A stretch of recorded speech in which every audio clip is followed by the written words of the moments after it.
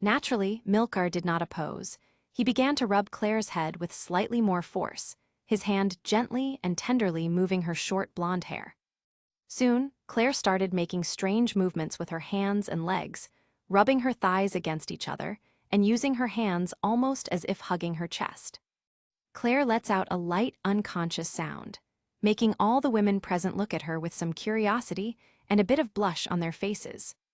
Kazuma, on the other hand, unperturbed, stabs a piece of meat and eats it, perfectly imitating an immortal master who is oblivious to wealth and beauties.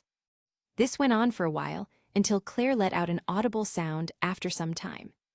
The sound was clear, reaching the ears of every woman present, creating a feeling of curiosity in their hearts. At this moment, Milcar also stopped patting Claire's head. Heavy breaths can be heard. Claire opens her eyes. If it weren't for her armor and clothes, one could see that her underwear is completely soaked. At this moment, Claire, who is pulled out of her thoughts and daydreaming, looks at Milcar with bright eyes and a flushed face, as if looking at her boyfriend. Then, Claire realizes what has happened and quickly looks around. Several gazes rest on her, each with different expressions, but all of them seem to have something in common: disappointment and a bit of disdain. Claire breathes a little heavily. So many people looking at her that way, a feeling of grievance moves through her entire body. Her eyes quickly become bright, as if holding back tears. Claire, facing these gazes, tries to seek help from Iris. However, when she turns to look at her, Iris simply avoids her gaze. Iris is extremely flushed and doesn't want to look at Claire at this moment. In response, Claire can only lower her head and glance at Milcar out of the corner of her eye, trying to find some help. However, Milcar simply continues eating his meal before saying casually, "I will send some potions made by me that can heal and recover a person, and I will also send gold and food. Please, I hope the soldiers of the Belzerg kingdom can hold off the demons." Milcar's calm and serene voice is heard. After saying that, Milcar simply ignored Claire and continued eating. Hours pass, and it's already nighttime. Chapter 62, The Princess. Censored. Chapter 63, Little Princess. My beloved husband wouldn't let the kingdom of which I am princess fall, right? Iris smiles as she speaks in a coquettish and playful tone. Milcar opens his eyes in surprise. This princess seems to be trying to use kind words to seek help for her kingdom. She is indeed a well-educated princess. However, the affection in Iris's words is not acted. She truly speaks with the feelings from her heart as she leans against Milcar's chest. At this, Milcar can only stroke Iris's head as he begins to touch some places on the princess. Iris reacts warmly as she feels Milcar's hand starting to slide down her legs. She half closes her eyes while hugging Milcar a bit tighter. "What are your hands supposed to have?" Iris murmurs, almost letting out a slight sound and feeling the warmth of Milcar's body. "Is this your special ability? You're a bit unusual if you touch me like this." Iris begins to mutter incoherent words while moving slightly. "It's a little different. Maybe you really are a lovely princess, just maybe." Milcar smiles a little confused due to the feeling of strange affection for Iris growing in his heart. Milcar's feeling is shared by Iris, a fleeting spark of new love and a sensation of calm and tranquility as their bodies relax. Iris's heart beats strongly, but in rhythm with Milcar's heartbeat. Iris simply half closes her eyes and smiles quietly, letting Milcar touch her body. Iris doesn't know it at this moment, but she has reached the second level of chi condensation after that long night. Thanks to the fact that the two goddesses and darkness also spent time with Iris, the princess's cultivation made great strides in a short time. However, Iris was not the only one benefiting from this. The two goddesses have reached the third level of chi condensation, and darkness the second. While in Milcar's arms, Iris can feel a powerful energy coursing through her body, giving her great vitality enough to make her feel incredibly powerful. The few hours don't pass in vain, and Milcar began to interact with Iris a bit before getting out of bed. The two goddesses and darkness are still lying on the bed, only Iris has gotten up. After a few minutes, Iris, in a new white dress brought by a maid, calmly walks beside Milcar. Both head to the Adventurers Guild. "Husband." Iris murmurs with some embarrassment while lightly touching her chin, her eyes slightly brightening. And she can't help but think about many things with a blushing face. Milcar says nothing, simply waiting patiently for Iris to finish speaking. There is a slight silence before Iris slightly lifts her head to look at Milcar. "When will we get married?" The sweet voice of Iris is heard as she hugs one of Milcar's arms. Iris seems to be embarrassed and anxious about the future. A wedding between Iris and Milcar would force Milcar to have to help the Belzerg kingdom fight against the demonic army. Although this is relatively true, at this moment, Iris didn't think about any of that. After spending so many hours of pleasure with Milcar, a feeling of love was born within her and grew like foam. Now, Iris is simply thinking about marrying Milcar and having a few children to live a happy life. "Marry? Sure, give me half a year first. I need to defeat the Demon King." Milcar says half truth and half lie. At the prospect of marriage, something inside Milcar doesn't seem very happy. After all, in his previous life, weddings were seen as the downfall of any man. The other reason is that he doesn't know how to tell Iris that her older brother was killed by Alderp. His soul was destroyed, so he could absorb that divinity. After all, Milcar had heard Iris murmur things about her brother unconsciously from time to time. Walking through the streets, Milcar and Iris receive several looks from different people. Many glances focusing on the princess, and the reason why she was walking hugging Milcar's arm. However, once those people who can cultivate chi focus on the princess, they can't help but open their eyes wide. Chapter 64, A Little Effort. After all, in the eyes of anyone capable of cultivating chi, the chi of other people is completely visible, almost as if it forms a mantle around the body. Whenever a cultivator focuses on another person, they can sense that person's chi as well as its purity. After all, there are no methods or artifacts to conceal chi in this world, and Milcar has no interest in creating such things. Naturally, when these people focus on Milcar, the chi they perceive is different. For these cultivators, concentrating on Milcar to see his chi has only one outcome: absolute astonishment. Milcar's chi feels as vast as the universe, and so pure that merely observing it causes any cultivator terrible eye pain. Now, knowing this, when these people see Iris, they can perceive the purity of her chi as well as her cultivation level. Many of them, who are barely cultivators of the first stage of chi condensation thanks to Milcar spreading his chi, cannot help but be amazed. They are amazed by the purity and strength of Iris's chi. Various murmurs and words can be heard, and the rumor that Princess Iris had become Milcar's wife spread like wildfire. Soon after, Milcar summoned all the inhabitants of Axel City to gather in the city center to deliver a speech along with some news. Naturally, this spread throughout Axel City by word of mouth, and soon many people gathered in the center of Axel. The city center is a large open plaza, decorated with a few palm trees, more like a garden. In the middle of this place, there is a sort of altar where someone can stand to deliver a speech. Observing his surroundings, among the crowd are two notable men. One of them is Kazuma, and the other is Kaiuya. Kaiuya has managed to reach the second level of chi condensation, and Kazuma as well. In the entire city of Axel, they are the only ones with this cultivation level. After all, the vast majority of people who can cultivate chi in Axel, including Wiz, are simply cultivators of the first stage. During this period of several days, since Milcar was busy with almost all the women in the group except Megumin, Union, and Wiz, Kazuma has been working hard. He deliberately started living in a room near Milcar's in the castle, to hear all the girls' sounds and train himself not to be tempted. During these days, Kazuma's temper has increased. His discipline is unique. Thanks to his hard work, he has managed to reach the second stage of chi condensation.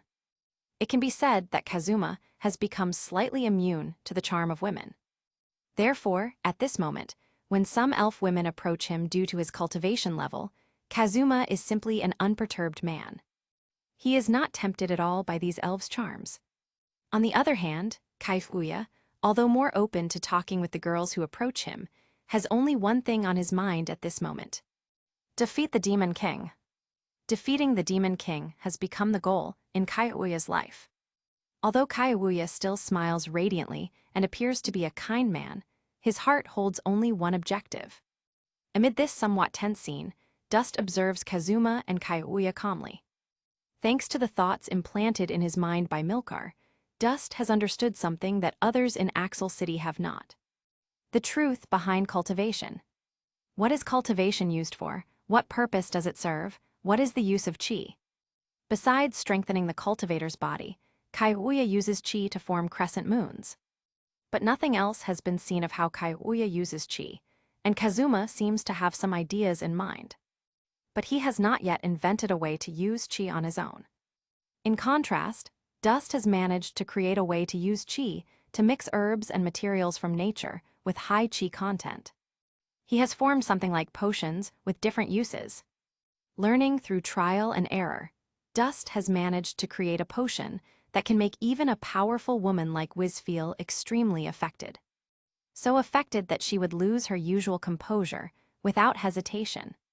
Smiling perversely, Dust sets his sights on Kayawuya's two companions, Fio and Cremia. However, none of these things are important to Milcar. On the altar, Milcar appears as if he had materialized out of nowhere. Iris is happily sitting on his shoulders like he's carrying his daughter, observing all the cultivators around her. Citizens of Axel. As soon as he appeared, Milcar shouted loudly, calling the attention of everyone present. Several cultivators quickly focused their gaze on Milcar, their eyes wide open and their smiles almost ear to ear. Milcar, Milcar, Milcar. Various shouts can be heard in sync with the wind, making the ground tremble and spreading a strong feeling of patriotism throughout the place. There was a moment when only the shouts of men and women could be heard, until Milcar decided to slightly raise his hand to calm them down. When hatred pretends to threaten the stability of our lives, when it intends for humanity to be merely a source of amusement, and when those miserable demons want to paint our land with the blood of our children, siblings, or parents, I would dare to say that if our thinking were unified, our bravery would never be trampled nor our lands plundered. There was a slight silence. There would only be one collective thought: gentlemen. In the face of disorder, in the face of misery, in the face of war, unity. In the face of the division of ranks, in this unjust world, unity. Let's defend our homeland, let's end cowardice, let's end evil. Let's kill anyone who threatens our lands. Milcar paused as if to take a breath. Today I dare to give you this command: forward, citizens, fear nothing and no one. Even God must kneel before our homeland. Forward, citizens, long live the Axel City. With Milcar's command resonating in the hearts of every citizen of Axel, there was a slight tremor, and something seemed to break. Several citizens, with red eyes from not blinking, clenched their teeth before shouting. Long live the city of Axel! Long live the city of Axel! War cries and footsteps are heard, making the ground rumble. Many citizens of Axel at this moment do not realize that Milcar's chi is spreading throughout the place. It is strengthening their bodies and slightly increasing their cultivation levels. Let's finish off the demons. Let's kill those fools who dare to step on our land. Let's end the fear. Let's react patriotically and gallantly to those damn demons. Various war cries are heard as the citizens shout from the depths of their hearts. Chapter 65, Changes in Megumin's Body. At this moment, two people appear to illuminate their surroundings like powerful spotlights. They are Kayawuya and Kazuma, who have reached the third level of chi condensation thanks to Milcar focusing his chi on them. Milcar is sending waves of chi into the bodies of these adventurers. Naturally, this was noticed by everyone present, and there were several war cries that could be heard even miles away from Axel. A few hours later, news arrived that there would be a call for an army of 100 cultivators. They would march to the front lines against the demons to aid the kingdom of Belzerg. Naturally, 3 people were summoned and must attend obligatorily. One of them is Dust, the other is Kazuma, and the last is Kayawuya. During the call, all the cultivators were ready to sign up themselves to go and kill the demons. However, after a brief discussion, it was concluded that a lottery would be held, to which everyone agreed. It didn't take long, and by noon, the people who would march to the front to fight the demons were already present.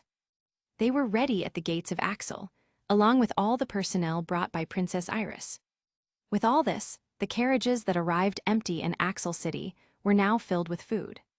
One carriage was filled with gold. Watching all this from a tower near the main gate of Axel City, Iris couldn't help but feel happiness and gratitude fill her heart. Just by looking at the carriages, it's clear that the food being taken back to the Kingdom of Belzerg is enough. It is enough to fund the war for at least another month. By then, Milcar would have better established Axel City. Observing this, Iris smiles and hugs Milcar lightly before blushing slightly. "Husband, what if my belly grows and my parents ask why?" Iris speaks in a delicate voice, as if seeking instructions on what to do, still feeling somewhat embarrassed about discussing such things. "Well, the main thing is not to eat too much, so your belly doesn't grow, haha." Milcar laughs lightly, but noticing Iris frowning, Milcar simply strokes the princess's head. "I know, bad joke, but it's okay. Anyway, I don't think it will be long before I go to the Kingdom of Belzerg."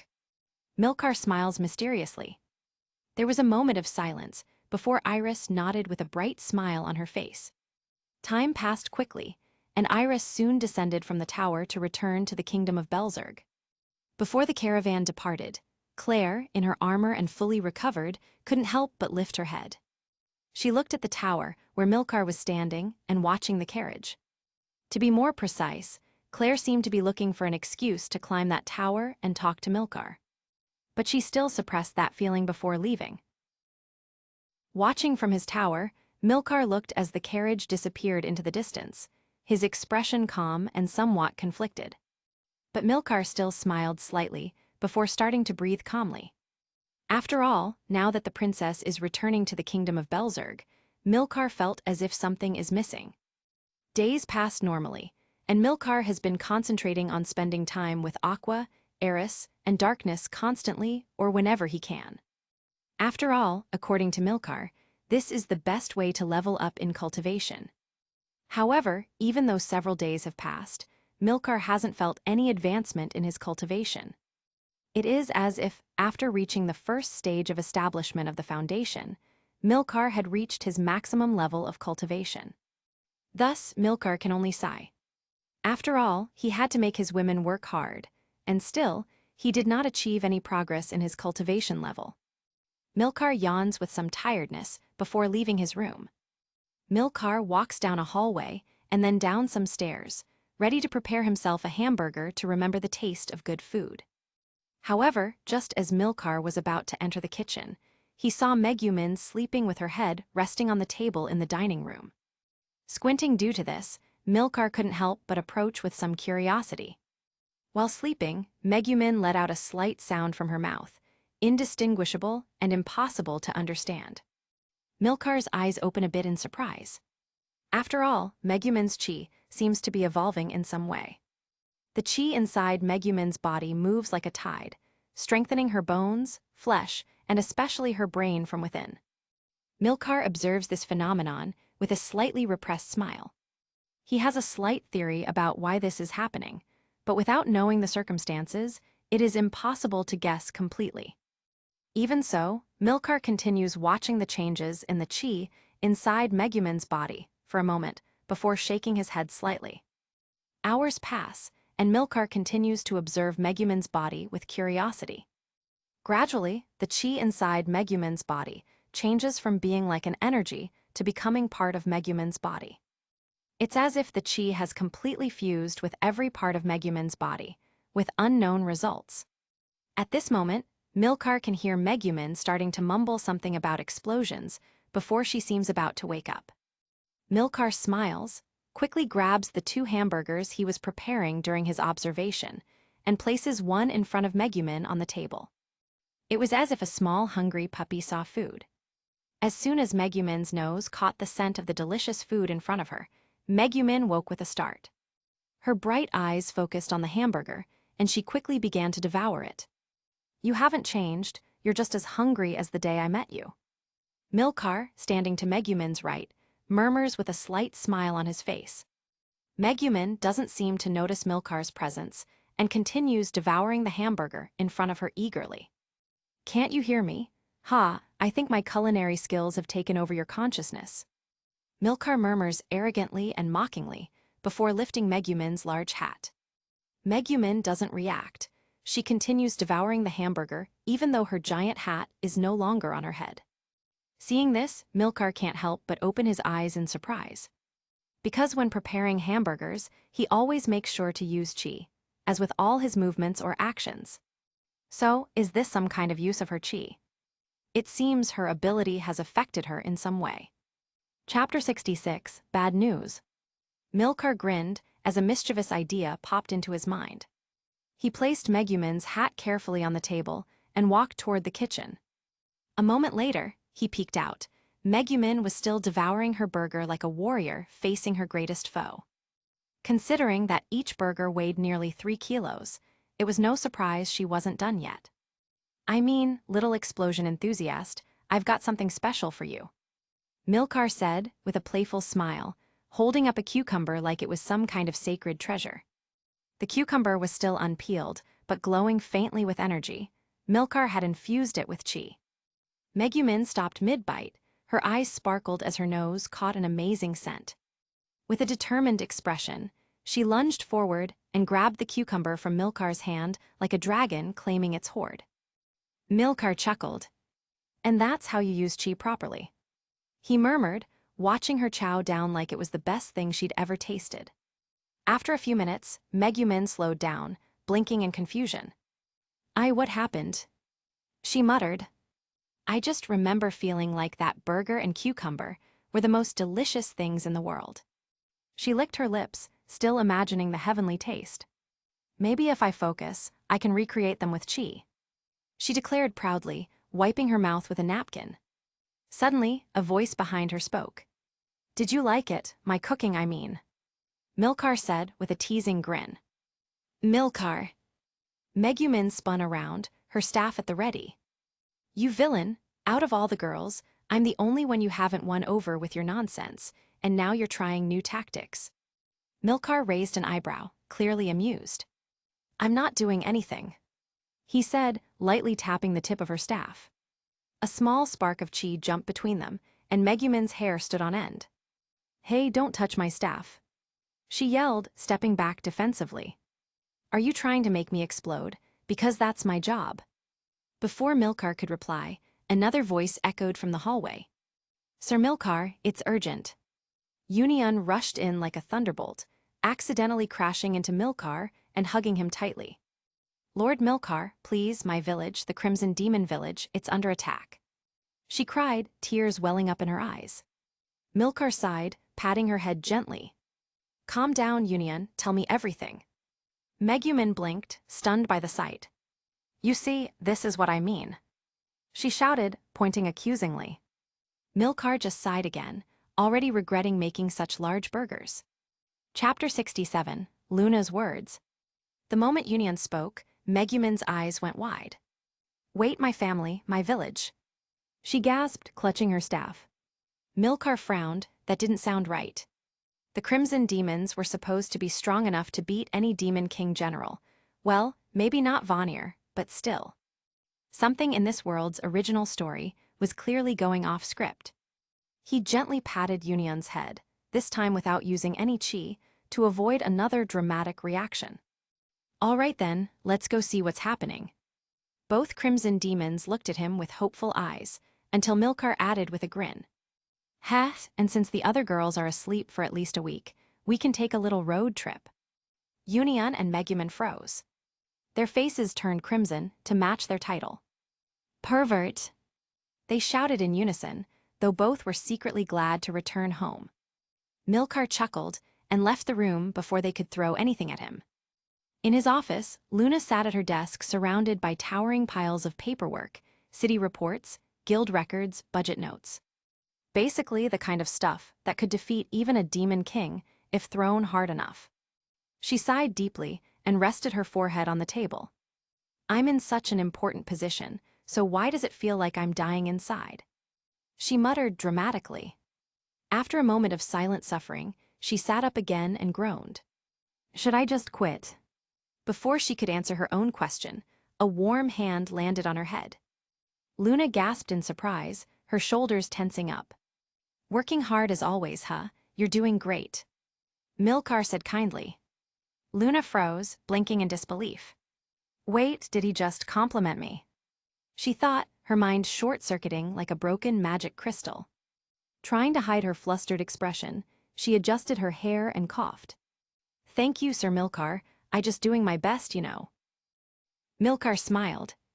I'll be gone for a few days, heading to the Crimson Demon Village. Keep an eye on Axel while I'm out. Yes, of course. Luna replied, her face bright red, but this time from sheer embarrassment, not chi.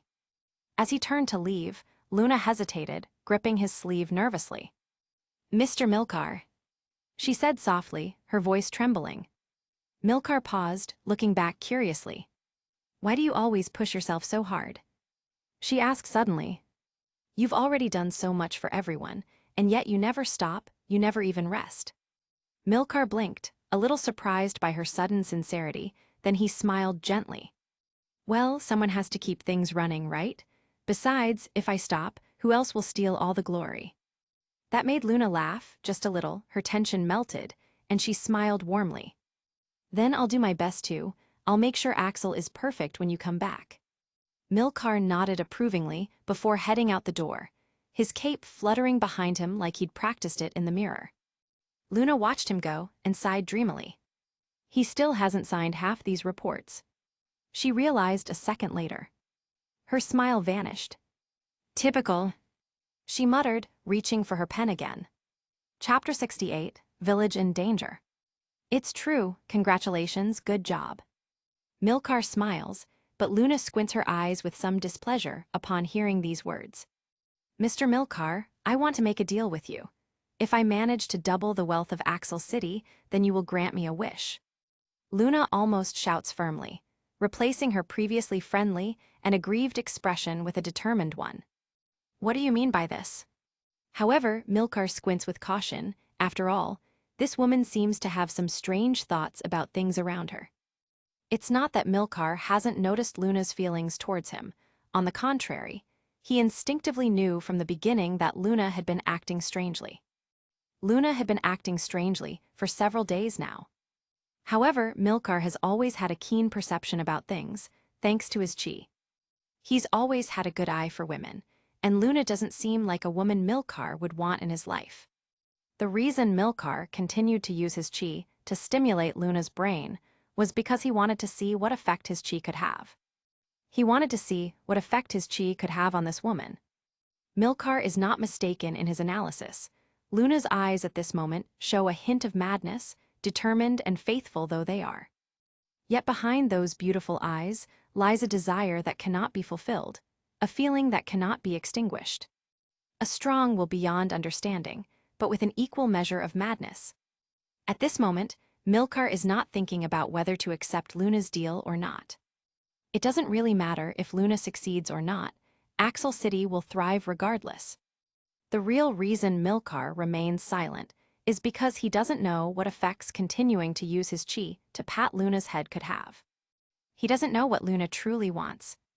Milcar might easily think Luna wants to be his wife, but he has a slight premonition that that's not the true desire Luna has. In secret, Milcar scolds himself for being so careless and using his chi to stimulate mentally unstable women. He makes a mental note not to use his chi or pat Luna's head anymore. Still, Milcar cannot refuse Luna's proposal. After all, in Axel City, he doesn't know anyone else who could be suitable for the job. He doesn't know anyone else who could be suitable for the job Luna is performing. No matter what happens, Axel City must develop and grow. Milcar thinks to himself before smiling at Luna. All right, but you have 1 month to do it, no more, no less. Milcar smiles as he instinctively pulls his hands away from Luna. Luna's ear-to-ear smile caused a strange feeling to pass through Milcar's mind. The happiness and sense of achievement fill Luna's body, causing her thoughts to flutter lightly. She quickly moves to hug Milcar with all her might, inadvertently letting out a soft sound in the process. The feeling that overwhelms her body with Milcar's mere presence is fantastic, tantalizing. Like a combination of various rare and brilliant ingredients, that cause her body to experience a surge of indiscernible, yet constant pleasure and happiness. To describe it as addiction might be an understatement. To describe it as madness might be too much. All Luna knows is that she cannot live without the man she is embracing right now. A moment later, Milcar disappeared from the place, reminding Luna to work hard before he left. After Milcar disappeared, Luna stood still in her place for a while, gazing at where Milcar had been. Her expression difficult to describe.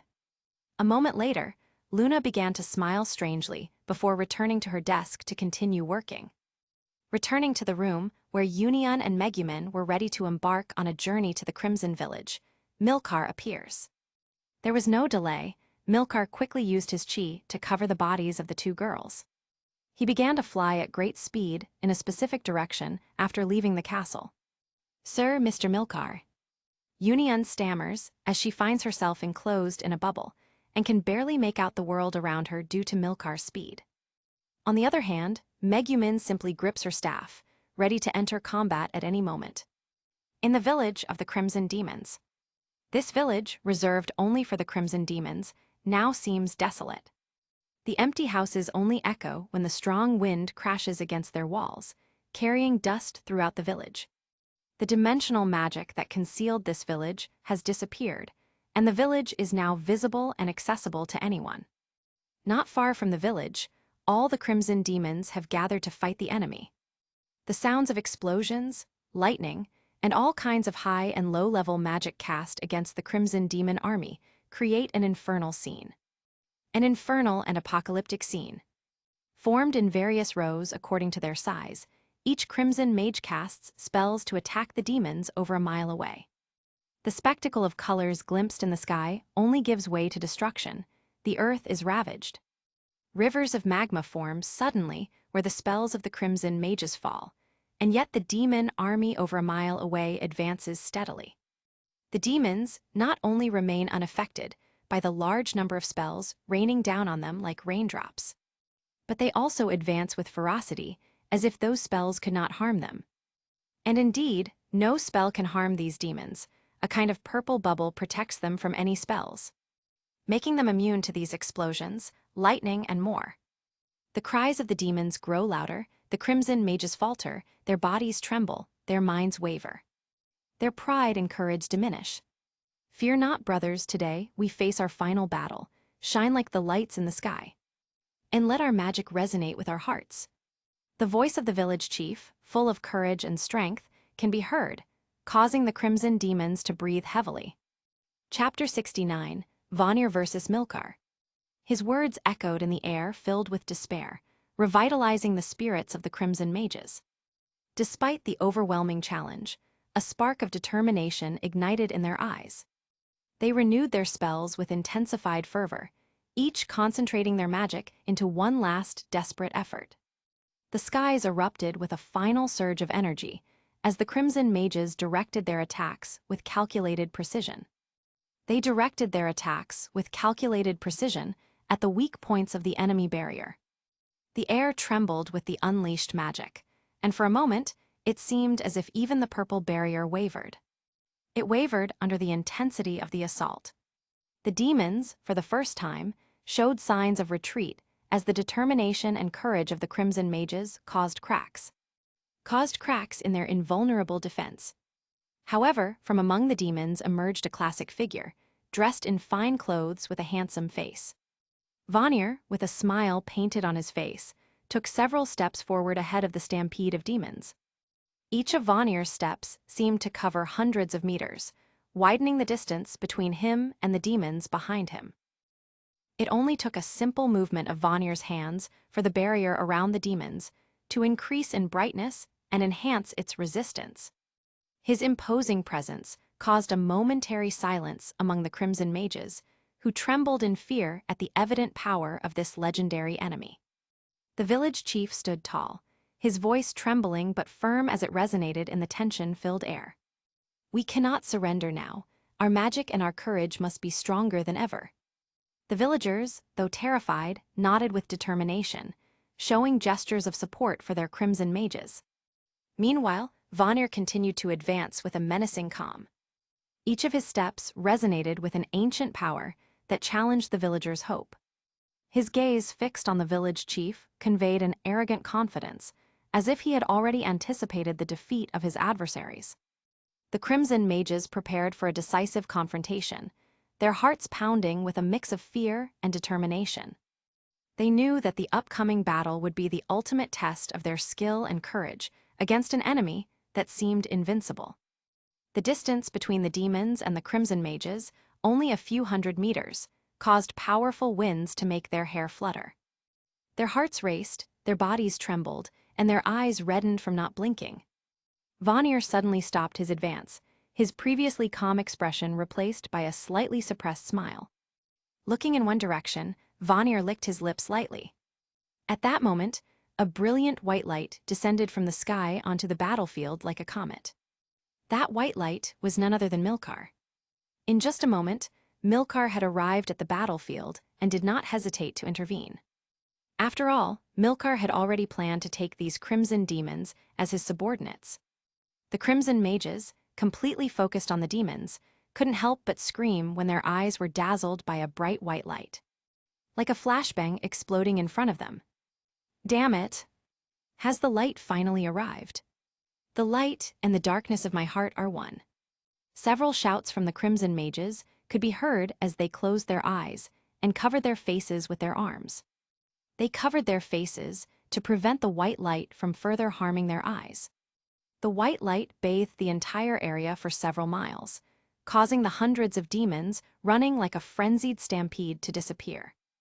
They disappeared as if erased from existence when illuminated by the white light. The screams of several demons being erased from existence were like the howls of condemned beings, pleading for their lives.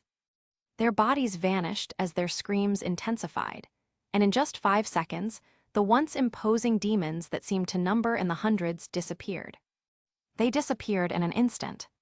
What the hell does this mean? How is this possible? Vanir almost spit out a mouthful of blood because of what is happening behind him. What kind of magic is this? Vanir narrowed his eyes for a moment, his mental processing capacity telling him that what Milcar had just done was completely beyond expectations. It was completely beyond the power Milcar was supposed to possess. Earlier in their battle, Vanir hadn't used all his power because he wanted to see how far Milcar could go in terms of power. Now, observing how all the subordinate demons he had brought to ravage the village of crimson demons had disappeared, he could only feel something was wrong. Why can a person do this? Vanir cannot understand. The white light began to fade as quickly as it had appeared, and 2 slightly large, dimly glowing white spheres shot toward the Crimson Mages. These were none other than Union and Megumin. Vanir slightly raised his head, feeling a slight pang in his heart. In the sky, the white light had finished disappearing, and only Milcar stood as if on an invisible platform. Though several miles separated Vanir and Milcar, they could perfectly see each other's faces. Unconsciously, Vanir began to prepare a spell to counter anything Milcar might have in mind. However, Milcar simply vanished from his position. What the hell? Vanir opened his eyes in surprise, his heart skipping a beat. His surprise was only comparable to the extent of his power, and his magic quickly moved to reinforce his body. How had Milcar escaped his perception? Why did Milcar have this speed? Several thoughts raced through Vanir's mind at that moment, his heart pounding fiercely. Before Vanir could make another move, Milcar appeared in front of him with a smile on his face. Vanir, it's been a while. Milcar smiled warmly, as if looking at an old friend. On the other hand, Vanir didn't respond. His mind seemed unable to process everything happening. He couldn't stop breathing heavily. A few seconds later, seeing that Milcar hadn't attacked, Vanir blinked slightly, calming his thoughts and feelings before opening his mouth. As he opened his mouth, it seemed like Vanir was about to say something. However, it was quite the opposite. A purple lightning bolt escaped from Vanir's mouth as soon as he opened it. Crash! A loud roar was heard as the powerful bolt struck Milcar's chest successfully. Boom! A powerful roar was heard as the lightning impacted Milcar's chest. Vanir smiled slightly. His death ray at full power was one of his most powerful spells. Chapter 70, Apple. Once the true death ray in Vanir's style strikes his enemy, this ray paralyses any movement the enemy might make and kills them within seconds. Vanir's previously agitated heart calms down, and his confident face seems a bit arrogant. However, at this moment, Milcar simply smiles. He has been looking for someone to practice one of his skills. He acquired this skill during those days. He stayed locked in his room. Vanir was about to say something when he feels a hand touching his right shoulder. Confused, Vanir glances at the hand, only to realize it is Milcar's hand. What the hell? Vanir barely manages to mutter a curse when he feels a powerful energy coming from that hand on his shoulder. It is pure energy entering his body, making it impossible for him to move. Vanir's eyes widen as he feels his entire body starting to shrink gradually. Even though he wants to scream at this moment, he simply can't do anything. His death ray disappears as soon as it appeared, without making any noise, and his body gradually loses its form. Desperate, Vanir looks at Milcar's face one last time, only to realize that this man has strange features. He has never seen a man with Western features, and such a man doesn't exist in this wonderful world. Vanir wants to say something, but he can't. He simply watches Milcar's strange face before losing consciousness. The spectacle before the Crimson Mages is incredibly difficult to accept. As Crimson Mages, they know Vanir well, one of the strongest generals of the Demon King, who is even said to be stronger than the Demon King himself.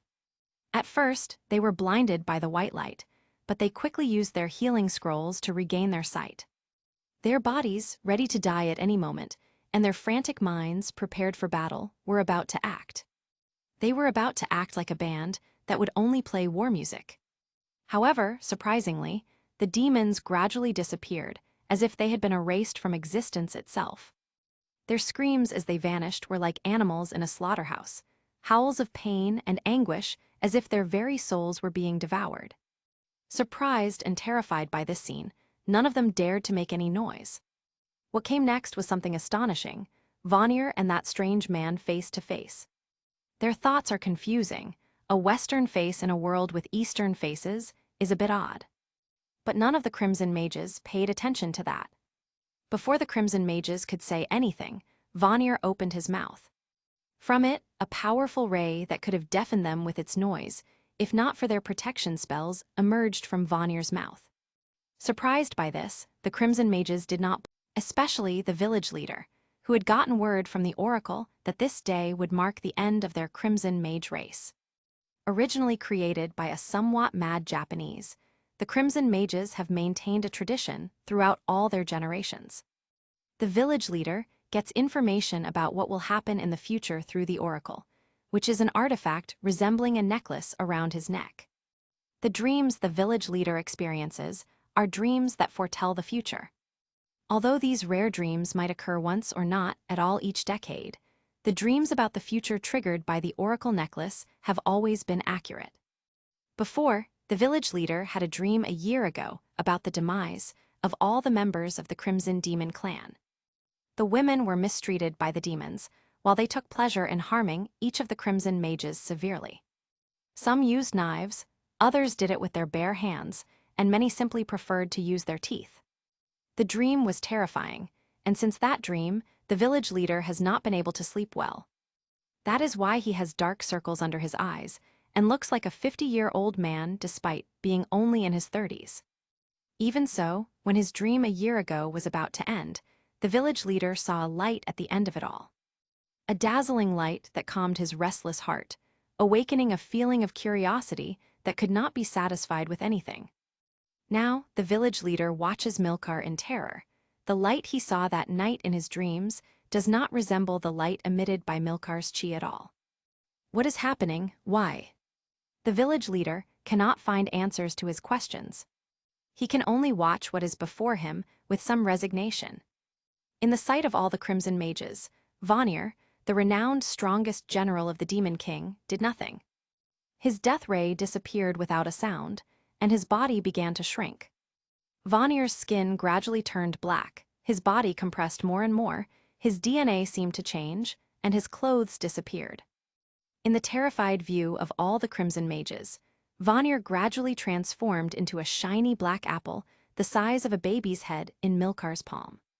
The crimson mages watched this with wide open eyes, completely red in the worst sense of the word. What does this mean? The Demon King's strongest general has turned into an apple. No, it should be said that Milcar turned him into an apple. Several thoughts race through the minds of each of the crimson mages, including Megumin and Union, who also cannot understand what they see. At this moment, Milcar began to open his mouth. With each second his mouth opened more and more, his skin stretched, his jaw grew. Finally, his enormous mouth, at least 10 inches in diameter, with sharp teeth, was visible, making the crimson mages unconsciously step back. The apple was thrown into Milcar's mouth. The next moment, Milcar's chewing could be heard even several miles away, chewing as if he were eating some sort of jelly. Small pieces of bone, breaking on contact with his teeth. If one paid more attention, Vanir's lamenting voice could be heard like a symphonic melody of terror each time Milcar chewed. The crimson mages tremble, their bodies on alert, their minds constantly working, and the fear in their hearts growing. After a minute, Milcar finished chewing and swallowed the entire apple. As soon as his face returned to normal, something strange happened to Milcar's body. All of Vanir's magic, and a new magic that Vanir had secretly discovered, began to fuse in Milcar's dantian, strengthening his chi. This process, although not visible, still caused Milcar's body to be slightly covered by a purple light for 10 seconds before disappearing. Surprisingly, Milcar smiles. Although he has not reached the second stage of foundation establishment, it can be said that his chi is now purer. His power has increased significantly. Milcar smiles as he slightly moves his head, then starts walking toward the crimson mages, but Milcar notices something strange. Chapter 71, Megumin's House. Why do these kids look like frightened fawns? Milcar wonders curiously to himself. A slight smile appears on Milcar's face, making the crimson mages shudder. Their bodies continue to tremble, and their wide eyes watch Milcar with terror. Hey I saved you, right? So, why are you backing away? Milcar asks calmly, smiling, but his words only make the crimson mages shudder even more. Among them, the village leader steps forward. Although his body does not tremble as much as the other crimson mages, he can still feel a deep fear within his heart. Sir, thank you. The village leader does not know what to say. He simply expresses his gratitude before bowing forward, his mind seemingly not functioning properly. However, among all the crimson mages, Union, having quickly regained her composure, runs to embrace Milcar. Mr. Milcar, Mr. Milcar. Union's tears spread through the air as she throws herself to tightly hug Milcar's chest. HMPH. Milcar smiles as he notices this, not at all bothered by Union's actions. The other crimson mages watch this with their mouths open, their minds unable to process what is happening in front of them. Is the village leader's daughter embracing that monster? In the mind of each crimson mage, the scene of Milcar opening his mouth and the scene of Milcar turning Vanir into an apple are firmly etched. However, Megumin also takes several steps forward, her face conflicted until she is in front of Milcar. Megumin frowns with some confusion, as if she is thinking about something. However, Milcar simply pulls Megumin's arm slightly to embrace her along with Union. To the crimson mage's surprise, Megumin's serious face relaxed as she hugged Milcar, not at all upset by Milcar's actions. The village leader swallows hard. Right now, he wants to rush forward and pull his daughter away from Milcar, but his fear prevents him from doing so. Despite the fear in each crimson mage's heart, one of them steps forward. Sir, what happened to Vanir? The crimson mage's question quickly made his companions look at him with eyes wide open. Milcar also directs his gaze at that crimson mage. In fact, the feelings conveyed by the simple glances of each crimson mage make Milcar aware of the situation around him. Even so, Milcar continues to observe this person in detail, who looks more like an older version of Megumin. Despite her years, her face still looks young. She does not have a sculptural body like Aqua, nor the tenderness of Eris. She seems more like a woman, who has been poorly nourished for a long time. Even so, the slight hope in her eyes piques Milcar's curiosity. "I ate him." Milcar smiles while patting his belly, waiting for the woman's response. Indeed, Megumin in her embrace shifted slightly from side to side as if she were a bit uncomfortable. The woman narrows her eyes before opening and closing her mouth a few times, as if trying to say something. HMPH. A difficult-to-understand murmur escapes the woman's mouth as she seems deep in thought. "Ha ha ha, you did it. You devoured the body of the Demon King's strongest general, and yet, I want to ask, what did it taste like?" The woman took a couple of steps forward, puffing out her chest with barely any breasts, and looked at Milcar with bright eyes. Milcar does not need anything else to confirm it. This woman must be Megumin's mother. Milcar's eyes open slightly at seeing the woman's childish behavior. However, Milcar simply does not respond. He decides to ignore the woman and speak with the village leader.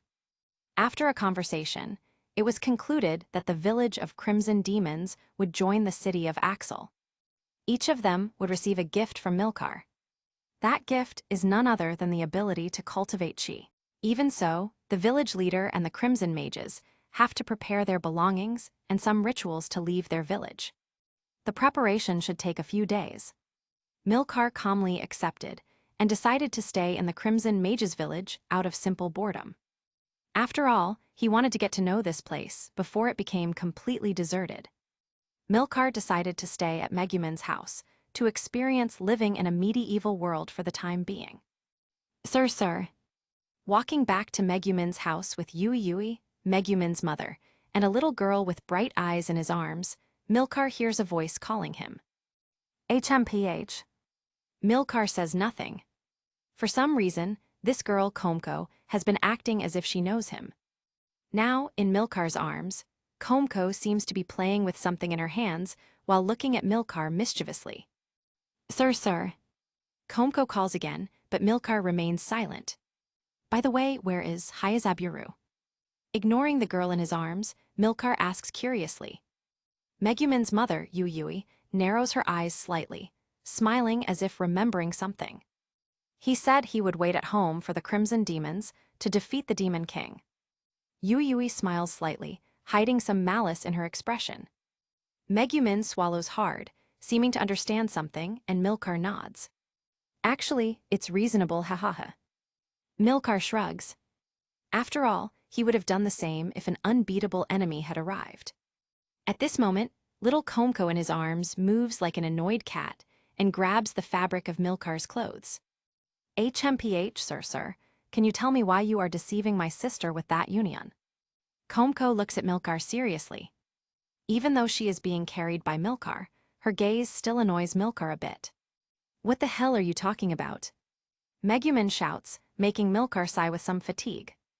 In fact, this conversation, where an angry Komko tries to get a response and Megumin gets angry about it, has been happening for a while.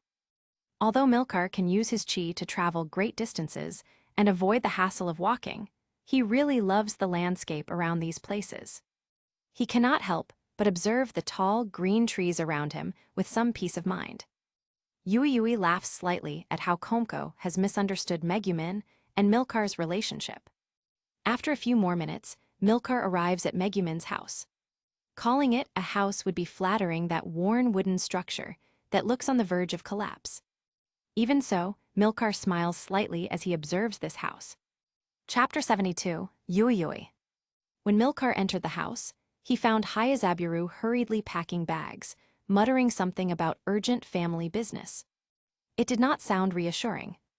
After a brief family argument that mostly involved yelling and Komko declaring herself the new head of the family, Milcar decided to leave the little one playing nearby. He looked for something specific.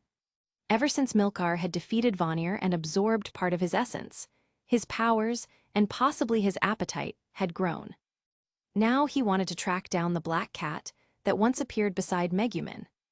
If his theory was right, that cat had ties to Walbach herself. So Milcar searched the entire house from corner to corner, his expression serious and suspicious, which, understandably, made Yui nervous. Mr. Milcar. Yui finally said, tilting her head. Is something wrong? Milcar blinked out of his thoughts and sighed. I was just looking for something. He replied with a faint smile. Before he could pat Megumin's head, she was sleeping peacefully on a futon, mumbling explosion in her dreams. Yui suddenly leaned closer with a mysterious air. Mr. Milcar, perhaps you have also noticed what is hidden in this house. She whispered dramatically. Milcar's eyes widened slightly. Hidden? He repeated, curious. He had already scanned the entire place with his chi and found nothing strange. Yui nodded gravely. Yes, you see, life in this town is hard. Sometimes I cannot even afford a grain of rice. Komko is growing fast, and Megumin is already an independent woman. Milcar had the distinct feeling she was about to deliver a very long speech, so he quickly slipped 20 gold coins into her hands. Here for a rice. Yui froze. Her original plan was just to tease him a little, but the warm glow of those coins instantly changed her moral alignment from trickster mom to honest citizen with gold. Why yes, of course, Mr. Milcar. She stammered. Her brain spun at lightning speed, trying to invent something so he would not realize she had just been joking. Finally, she leaned close and whispered. A demon king? Yes. A terrifying demon king disguised as a mouse has been tormenting this family, but you scared it off just by being here. Milcar raised an eyebrow. A mouse, huh? Absolutely. Yui insisted, clutching the gold. A very evil, squeaky mouse. Milcar did not answer immediately. Something about the situation felt off. His instincts screamed danger, and for a moment, every muscle in his body tensed. The room went still. Yui swallowed nervously. Mr. Milcar, are you all right? She asked, already preparing to return half the coins. Milcar blinked, then relaxed. I am fine, just thought I sensed something. She exhaled in relief, but before she could say another word, Milcar smiled faintly and said, By the way, Mrs. Yui, you are quite the actress. Yui froze. What? Chapter 73. Milcar chuckled. Relax, I am not mad, though next time, maybe warn me before you turn household pests into demon kings. Yui puffed her cheeks. HMPH, you scared me for a moment there. But before either could continue, Milcar's expression changed again. He felt a strange pressure, a faint, creeping force trying to reach his mind. For a split second, his body refused to move, as if something unseen was pulling the strings. What the? He muttered, shaking his head. The sensation vanished as quickly as it came, leaving only a chill behind. He looked around, confused, but everything seemed normal. Yui was back to humming happily, probably hiding the coins somewhere safe, and Megumin snored softly from the other room. Then Milcar noticed something missing. Where is Hayazaburu? Just as he asked himself that, a flicker of orange light spilled through the window. Far in the distance, a fire burned, not a campfire, but something much larger, right in the center of the Crimson Demon village. Milcar's eyes narrowed. That is not good. He vanished in a blur, reappearing near Yui's room for one last check. But as he tried to move, his body froze again for an instant, as though an invisible barrier stopped him whenever he thought of harming Yui. He frowned, puzzled. What is this? Testing the theory, he tried to step closer, nothing. He reached out to adjust her blanket instead. That worked perfectly. Weird. He murmured. From the bed, Yui stirred slightly in her sleep. Thank you, Mr. Milcar. She mumbled dreamily. Milcar sighed, rubbing his temples. This night is getting stranger by the minute. With that, he disappeared again, reappearing outside the house. The cool forest air helped clear his head as he approached the heart of the village. In the center, the flickering bonfire illuminated empty streets and silent homes, but Milcar could feel it. There were eyes watching from the shadows. Something was definitely wrong in the Crimson Demon village. Chapter 74, Haidki Tojo. Although the houses obscure the view of the large bonfire, Milcar can still use his chi to sense who is around it. The chi of some elderly crimson mages is entirely perceptible, Milcar can feel these chi of the people gathered around the bonfire. One of them is the village chief of the Crimson Mages. Slightly confused by this nocturnal gathering, Milcar moves stealthily to get closer, his body blending with the darkness. Soon, he can see what these Crimson Mages are doing around the large bonfire. Several Crimson Mages in red robes are murmuring words that are difficult to understand in low voices. A bonfire made of several logs burns vigorously, and a thick, solid wooden cross burns at the center of the fire. Nailed through his hands and shoulders, with a kind of wire binding his neck to the wood, covered in multiple wounds. With stakes piercing his body and securing him to the wooden cross to prevent him from falling, Milcar sees Hyuzaburo in a nightmarish state.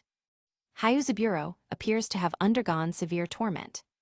From the tips of his toes to his head, there is no part of his body that is not injured. The skin covering his muscles is completely bruised and stained with blood. His condition is deeply disturbing. His bones are entirely broken with some protruding from his damaged skin, and his face reflects unbearable pain. Milcar narrows his eyes at this scene, trying to comprehend what is happening here. However, before Milcar can continue wondering what is happening, the village chief and father of Union approaches the bonfire.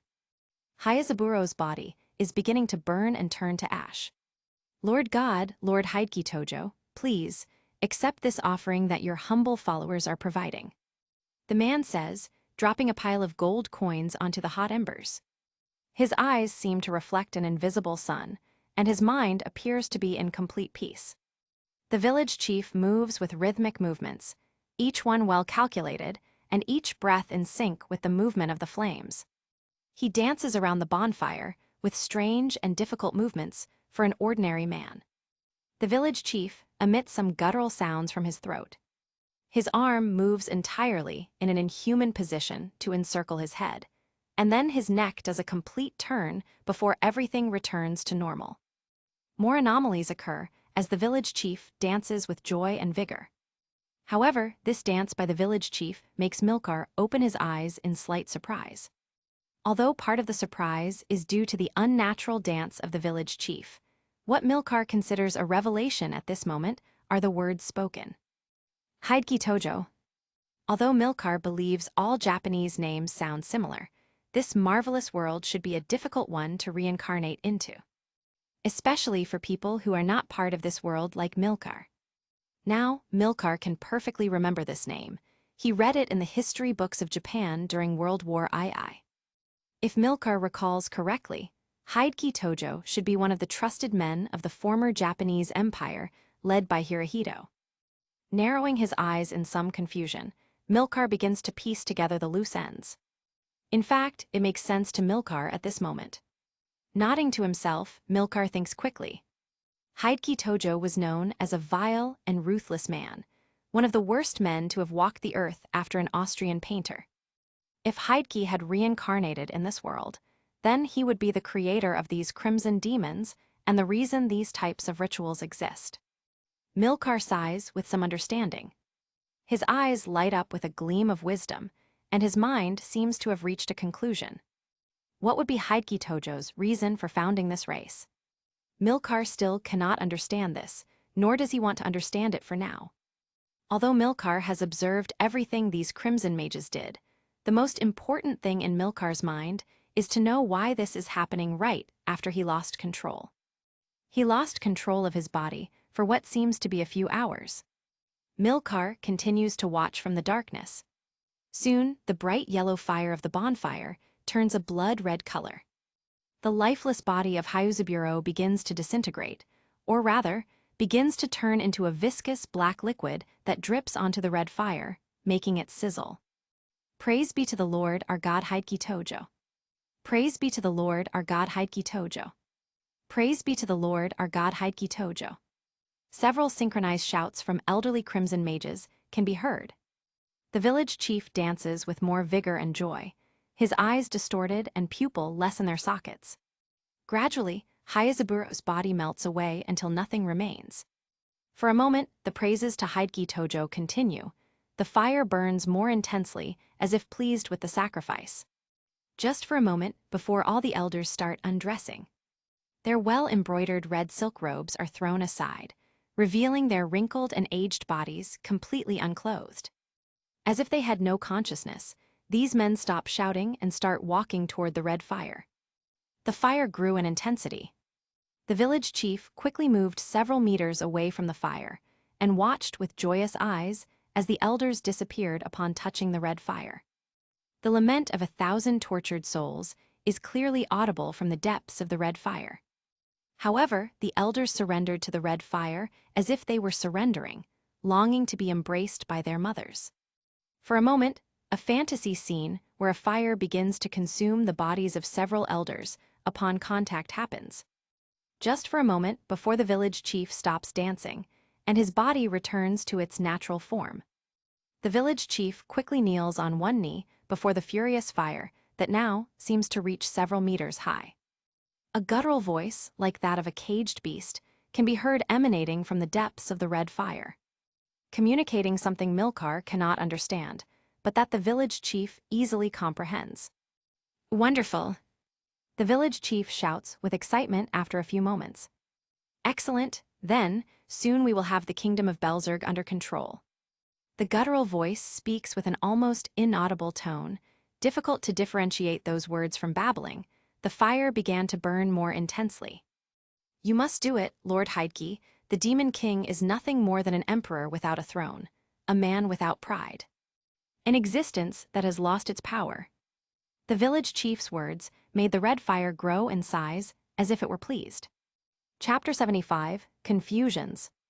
The exchange of words continued for a moment before the red fire gradually disappeared, leaving a trail of fertile ground behind it. In just a few minutes, the entire scene had vanished. The elders and Hayazaburo's body were no longer present, leaving no trace of them, no scent.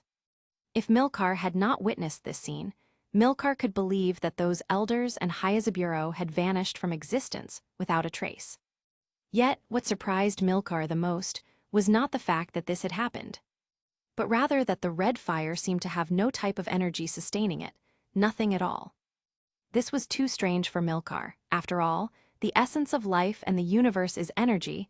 Everything has chi, whether it is a stone or a person. However, that red fire had not a single trace of chi. From his position, Milcar watched as the village chief briefly touched the necklace around his neck, before sighing with some weariness. Milcar still had many unanswered questions, like why the Crimson Mage village was fighting against Vanir, when there is obviously someone named Heidke Tojo who seems to be their ally. Or why these people behaved so strangely. Nevertheless, despite all this, Milcar could not shake the feeling that he needed to eliminate Yui. Standing in place for a moment, Milcar observed as the chief of the village withdrew to his house, and the entire village fell into deep silence. Milcar stayed another hour in that place, reflecting on his next actions until he simply shook his head. Maybe I should leave this place. Milcar thinks to himself. After all, this place seems to have a strong connection to something powerful that Milcar cannot analyze. However, Milcar believes that if he leaves, then Megumin and Union would come to Axel village with the entire Crimson clan anyway, so escaping would not make sense. Milcar has also considered more than once eliminating everyone in the Crimson clan, but how? Every time he tries to harm Yui, his body does not obey him.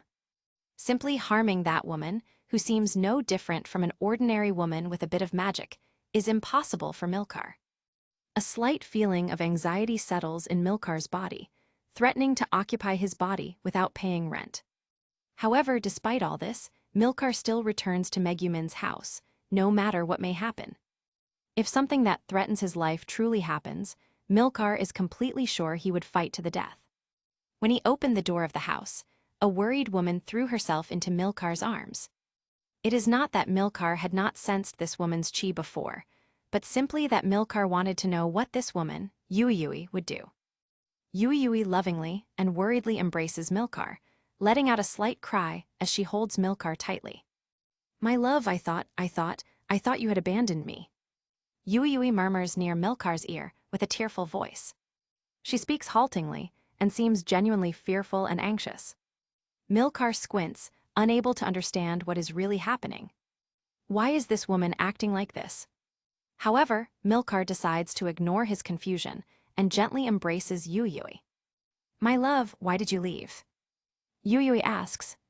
Behind Yuyui, a little girl in sleepwear rubs her eyes sleepily. It is Komko, who seems slightly confused before lifting her head and looking at Milcar and Yuyui. "Daddy!" Komko shouts joyfully before running and hugging one of Milcar's legs affectionately. Milcar remains completely still for a moment. He cannot understand what is happening. His mind cannot stop analyzing. Why?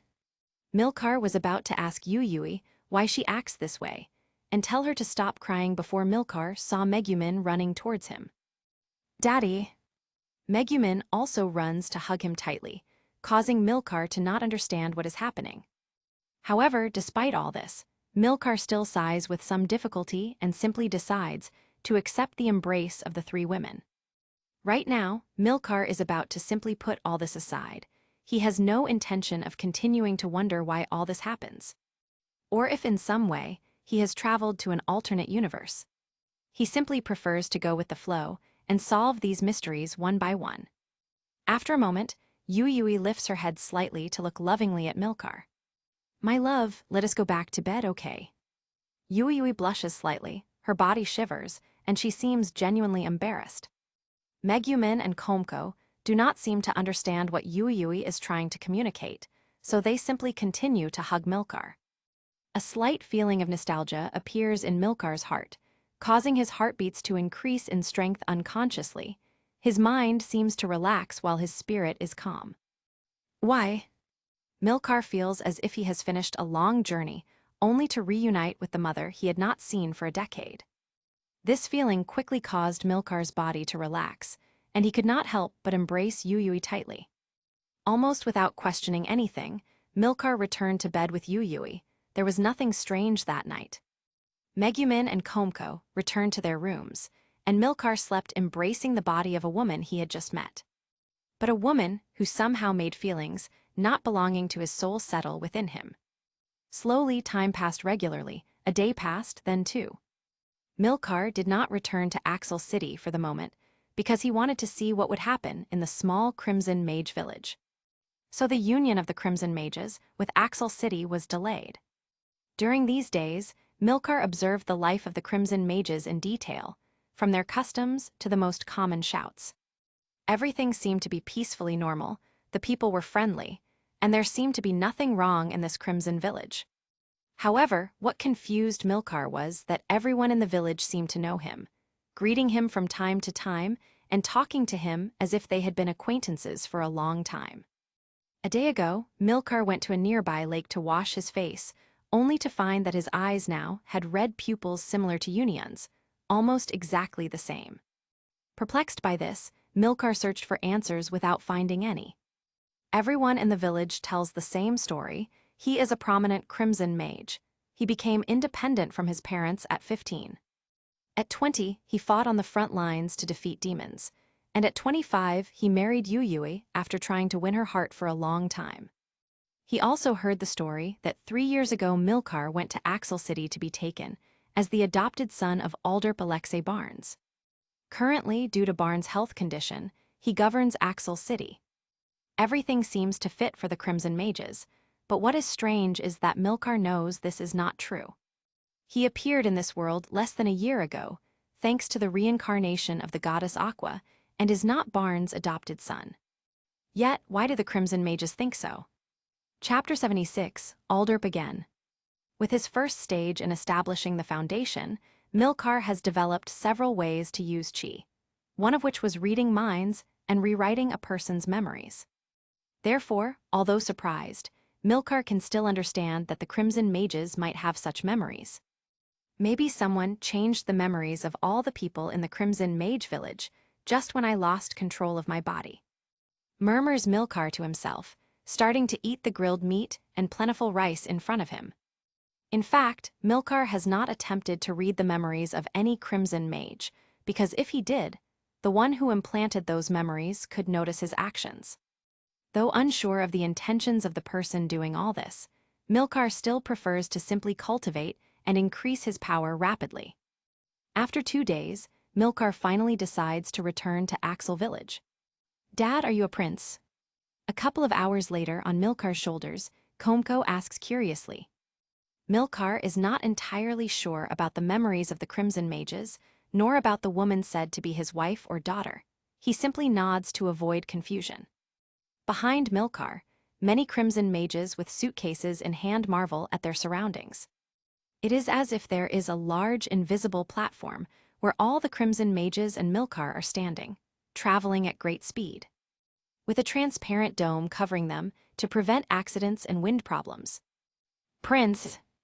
Comco shouts joyfully, raising her hands before lowering them and affectionately hugging Milcar's head. "Dad, if you are a prince, then am I a princess?" Comco's voice is met with a scolding from Yuyui. Then Megumin starts talking with Comco, leading to the three women laughing heartily. No matter who sees Milcar with Megumin, Comco, and Yuyui at this moment, they appear to be a typical loving family with a father who does not seem mentally healthy. Closing his eyes for a moment, Milcar believes he can see something that does not exist but is right in front of him, present yet distant. So distant his mind interprets it as if it were right in front of him. A moment of silence passes, during which the laughter of the women around Milcar and the Crimson Mages can be heard. "Hayuzaburo." Milcar murmurs this word momentarily, causing Yuyui to squint and Megumin to tremble slightly. "Do you know someone by that name?" Milcar asks, but Yuyui shakes her head somewhat melancholically. Perhaps it was Milcar's somewhat somber voice or the fantastical atmosphere around them. But both Yuyui, Megumin, and Comco felt a pang of pain in their hearts. They do not understand this feeling, painful yet non-existent, as if it affects something that belongs to them but is not part of their bodies. Perhaps their souls. The feeling disappears as quickly as it came, and Yuyui hugs Milcar's right arm tightly. "My love." Yuyui smiled shyly as she leaned close to Milcar's ear. "It's been several days since we've spent time together. Is something wrong?" She spoke softly, her concern clear, as she gently held onto Milcar's arm. Her behavior caused some of the women nearby to blush, embarrassed by her forwardness. Milcar observed Yuyui's expressive face, noting her bright eyes and cheerful demeanor. There was something special in her, though he couldn't quite put his finger on it. I'm fine, I think," Milcar replied with a small smile. The group soon arrived at Axel City, where a group of guards in light armor greeted them with respectful bows. "Sir, we are glad you've returned. Lord Aldrip awaits you at the mansion." Milcar nodded quietly and entered the city with the Crimson Mages following. Axel village remained largely unchanged, with villagers continuing their daily routines, some training to improve their skills, and others preparing to join the front lines like Kazuma, Kaiuya, and Dust. The Crimson Mages, having received Milcar's chi seeds, were guided to their accommodations by the high-ranking guards. Milcar, along with Yuyui, Megumin, and Comco, walked calmly toward Aldrip's mansion, the largest in the city. After moving through several streets, Milcar arrived at the entrance, a slight smirk on his face as he saw a rotund man with yellow hair waiting there. This was Aldrip Alexei Barnes. Aldrip's face shifted from happiness to annoyance almost immediately. "Why have you not knelt yet?" he demanded, expecting Milcar to show formal respect. Normally, Milcar would kneel, but he remained standing. This drew the attention of Wiz and other guards, who readied themselves cautiously. Milcar spoke softly, letting out a small sigh. Yuyui, noticing the tension, quickly reached for his arm. "Please, my lord, show him respect," she urged, trying to guide him. Megumin did the same on the other side, while Comco looked on curiously, not understanding the urgency. "HMPH, you bring your family into my castle?" Aldrip said, his tone sharp. "Despite your engagement to Princess Iris, you still favor this woman and these children." Aldrip's anger escalated as he ordered the guards into position. "Eliminate them." Milcar, observing the situation carefully, released a controlled wave of his chi. The surrounding guards, along with Aldrip, were immobilized by the overwhelming energy, unable to move. With a gesture, Milcar dispersed the immediate threat, leaving only Wiz standing, shocked and fearful. "Wiz," Milcar said quietly, exhaustion in his voice. Wiz hesitated but followed his instructions, leading Yui, Megumin, and Komko to secure rooms before Milcar scanned the city with his chi. He confirmed that the chi had spread among the citizens of Axel, while Alderp had been left out, explaining his anger. Wiz was visibly surprised by Milcar's power, much greater than she remembered. Milcar also learned that Aqua and Eris were not present in Axel City and gave Wiz strict orders to keep Alderp's defeat a secret. Returning to his own residence, Milcar found it abandoned and overgrown with weeds, the rooms filled with dust. Observing the city, he noticed Darkness and Kazuma together, sharing a quiet moment under a tree. Milcar chose to remain at a distance, reflecting on the situation. He wondered about the feelings of those he considered close to him, whether they were genuine or influenced by his chi. A fleeting pang of sadness crossed his heart, followed by a quiet sigh. "It has been a while," he murmured, thinking back to the lonely days of his previous life before returning his attention to the present. Although Yui appeared as his companion, he felt no romantic attachment toward her.